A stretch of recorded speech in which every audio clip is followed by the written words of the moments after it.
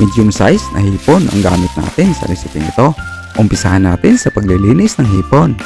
Putulin lang ang ulo ng hipon at gupitin ang likurang bahagi upang madali natin matanggal ang balat nito at pati na ang kanyang bituka. Gawin ang prosesong ito sa lahat ng hipon na natira. Pagkatapos linisin ay lagyan ito ng panimpla. Lagyan ng salt, ground black pepper, garlic powder, at magic sarap to taste. Haluin lang hanggang ma-distribute ng maayos ang panimpla dito sa hipon. Lagyan ito ng cornstarch at haluin ulit hanggang ang hipon ay mabalot ng cornstarch. Pagkatapos ito haluin ay hayaan lang na mag-sit ng at least 15 minutes bago ito iprito. Ihanda natin ang ibang sangkap ng recipe. Hiwain natin ang long red chili, red bell pepper, at ang spring onion.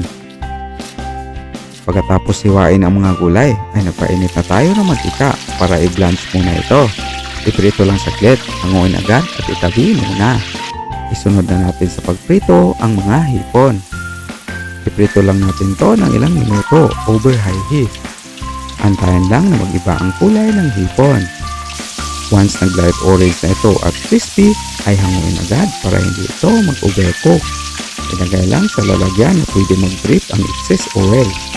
Pagkatapos maprito lahat ng hipon, ay nilagay na natin sa pinggan para lagyan ito ng konting salt to taste at freshly ground black pepper. Ilagay na rin ang blanched vegetables. Haluin ito at meron na tayong salt and pepper shrimps. Napakadali lang gawin ang resepeng ito. Malutong na at masarap pa. Baka hindi ka pa nakasubscribe sa ating channel, ay mag-subscribe ka na at pakipindot sa notification bell para lagi ko silang updated sa aming mga bagong uploads.